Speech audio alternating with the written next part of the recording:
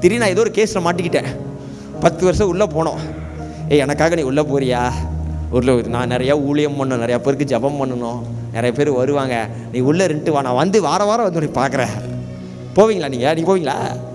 Sister பார்க்குறாங்க, இந்த ஆள் கொஞ்சம் வில்லங்கமான ஆள் போல், அடுத்த வாரத்தில் கொஞ்சம் யோசிக்கணும் வரலாம். யாராவது பண்ணுவாங்களா? ஒரு பெரிய ஒரு பிரச்சனை நடு ரோட்டில் போட்டு அடிக்கிறீங்க. நம்ம தாயும் தகப்பனுக்குரியும் நமக்காக நிர்வாணமாக ஆகி உடம்புல ஒட்டு துணி இல்லாமல் அடி வாங்கி சாவாங்களாங்கிறது ஒரு கேள்விதான். ஏன்னா இந்த நாட்கள் அதிக கஷ்டம். ஏன்னா இந்த நாட்கள் அன்பு தனிந்து போயிருக்கு. நம் தாய் தகப்பனுக்குள்ள அந்த அன்பை காட்ட முடியாது. ஆனால் இயேசு காட்டினார்.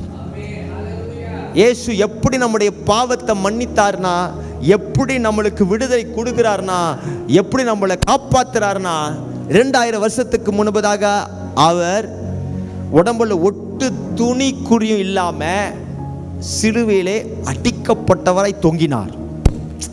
பிலியா அன்பு பிறரை உங்களை நேசிப்பது போல நேசிக்கிற அன்பு. அதுக்கு முதல்ல நீங்க உங்களை நேசிக்கணும். ஆமா இல்லையா? அப்போ உங்களை லவ் பண்ற நீங்க உங்களை பாதிப்புக்குள்ள தள்ளுவீங்களா? முதல்ல நம்ம நல்லா பார்த்துக்குவோம். நம்ம நல்லா இருக்கிற இடத்துக்கு இவங்களை தூக்குவோம். ஆனா அகாப்பே அன்புங்கிறது இவனை தூக்குறதுக்காக நான் இறங்குறது. அது ரொம்ப ரொம்ப கஷ்டம். பைபிள் சொல்லுது, இன்னைக்கு நம்ம ஜெபித்தா வியாதிகள் சுகமாகும். ஆமென். நிச்சயமா இயேசு சுகப்படுத்துவாரு.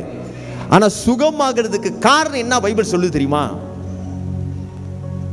அவர் நமக்காக அடிக்கப்பட்டதனால, அவர் தழும்புகளினால் நாம் சுகமாக்கப்படுகிறோம். என்ன அர்த்தம்? ஏன் உடம்புல இருக்கக்கூடிய வியாதி, காயங்கள், பாதிப்பு எல்லாம் இயேசு தம்முடைய சரீரத்தில் சுமந்து தீர்த்தாராம்.